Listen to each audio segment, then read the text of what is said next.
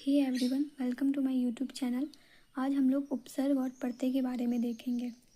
उपसर्ग और प्रत्यय से क्वेश्चंस रहते हैं, तो आप लोग इसको अच्छे से देख लेना। उपसर्ग का मतलब क्या होता है? उप मतलब होता है समीप, सर्ग मतलब होता है सृष्टि करना। ठीक है, मतलब किसी भी मूल शब्द के आगे जुड़ के उसके अर्थ में विशेषता लाता है या अर्थ को बदलता है, मतलब पास आकर नया शब्द बनाता है, उसे उपसर्ग कहते हैं। इसमें लिखा हुआ है जो शब्द के पहले आता है उसे उपशब्द कहते हैं। सबसे इजी डेफिनेशन, जो शब्द के पहले आता है उसे उपसर्ग कहते हैं। ठीक है, अब इसको पहचानने का तरीका क्या है? जैसे हम लोग कुछ एग्जाम्पल्स देखते हैं, जैसे अजोड़ न्याय। ठीक है, तो इसका क्या हो जाएगा? अन्याय। तो अगर आपको पूछेगा अन्याय का उपसर्ग क्या है, तो ये हो जाएगा अ। ठीक है, और देखते हैं जैसे सुजोड़ पुत्र, क्या हो जाएगा? सुपुत्र।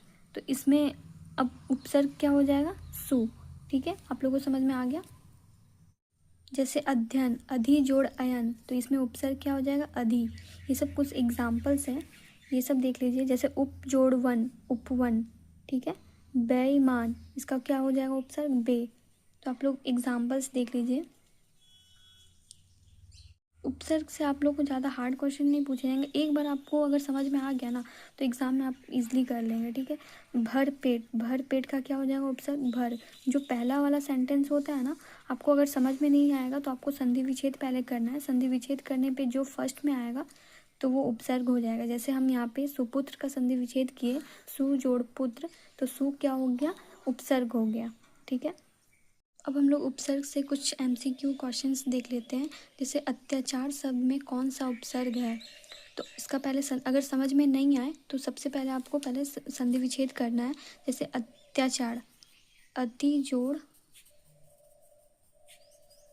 आचार, तो इसमें क्या हो जाएगा? उपसर्ग अति। तो इसमें उपसर्ग क्या हो जाएगा? अति। अब देखेंगे निर्जीव शब्द में प्रयुक्त उपसर्ग कौन सा है? नि, निर, निस या निर। तो पहले इसका अगर आपको समझ में नहीं आया तो पहले आपको संधि विच्छेद करना है। तो जैसे हो जाएगा निर्जीव, तो ये हो जाएगा नि जोड़ जीव। ये क्या, कौन सा विसर्ग संधि हो जाएगा? कौन सा संधि होगा? विसर्ग। तो नि जोड़ जीव, तो नि का क्या हो जाएगा? निर। इसीलिए होगा क्योंकि जो ये विसर्ग है ना, वो र में परिवर्तित हो जाता है। ठीक है, ये विसर्ग र में परिवर्तित हो जाएगा, इसलिए निर होगा। ये निर या फिर ये नि नहीं होगा। ठीक है, देखते हैं प्रवचन में कौन सा उपसर्ग है। तो इसका पहले संधि विच्छेद करेंगे। प्र जोड़ वचन, तो इसमें उपसर्ग कौन सा हो जाएगा? प्र। तो प्र कहाँ है? यहाँ पे। ये क्या हो जाएगा? उपसर्ग। प्रवचन का उपसर्ग क्या हो जाएगा? प्र। अब देखते हैं उपकार। उपकार शब्द में ये तो इजी है, उप जोड़ कार, तो ये क्या हो जाएगा? उपकार। अब देखते हैं दुर्भाग्य में कौन सा उपसर्ग है। तो पहले इसका संधि विच्छेद करेंगे। दु जोड़ भाग्य, तो इसमें क्या हो जाएगा? दु। तो विसर्ग किस में परिवर्तित हो जाता है? र में। तो ये क्या हो जाएगा? ये दुर्भाग्य का उपसर्ग हो जाएगा दुर। तो आप लोग को एग्जाम में ऐसे ही पूछा जाएगा उपसर्ग से। अब हम लोग देखेंगे प्रत्यय। प्रत्यय का मतलब होता है जो शब्द के बाद में आता है उसे प्रत्यय कहते हैं। जैसे प्रकाशित, प्रकाश जोड़ इत, ये जो हर्षई कार है इसलिए ये छोटी ई की मात्रा है, तो इसमें इत हो गया। बड़प्पन, बड़प्पन, इसको संधि विच्छेद करेंगे तो प्रत्यय में क्या आएगा? अपन। ठीक है, तो इसका प्रत्यय क्या हो जाएगा? अब प्रत्यय का कुछ एग्जाम्पल्स है, आप लोग देख लीजिए, ये आप लोग को थोड़ा हेल्प करेगा। अब हम लोग प्रत्यय से कुछ क्वेश्चंस देखते हैं जो आपको और समझने में हेल्पफुल करेगा। जैसे अमरता, तो ये इसका मूल शब्द क्या हो गया? अमर जोड़ ता, तो ये क्या हो जाएगा? प्रत्यय होगा। ठीक है, जवानी, तो जवान प्लस ई, ये बड़ी ई की मात्रा है इसलिए ई। ठीक है, बचपन, तो बचपन का क्या हो जाएगा? बच्चा जोड़ पन, तो ये पन क्या हो जाएगा? प्रत्यय। कर्मठता,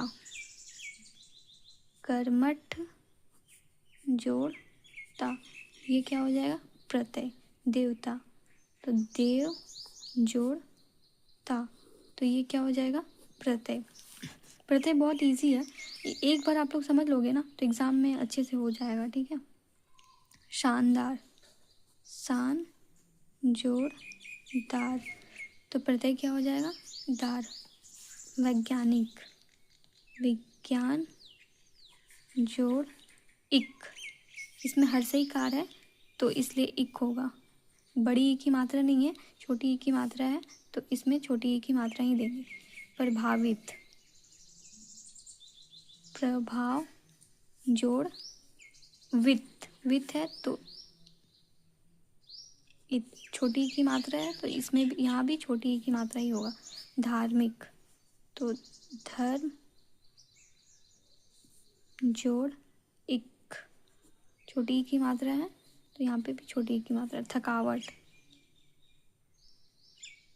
थक जोड़ आवट, तो ये क्या हो जाएगा, प्रत्यय। इसका क्या हो जाएगा, इक। ये सब क्या हो जाएगा, प्रत्यय। तो आप लोगों को अगर समझ में नहीं आएगा तो आप लोग पहले संधि विच्छेद करना, ठीक है। संधि विच्छेद करने के बाद अगर इस साइड है प्रत्यय देखेंगे कि जो लास्ट में आए, ठीक है, जो अंत में आए उसको प्रत्यय कहेंगे।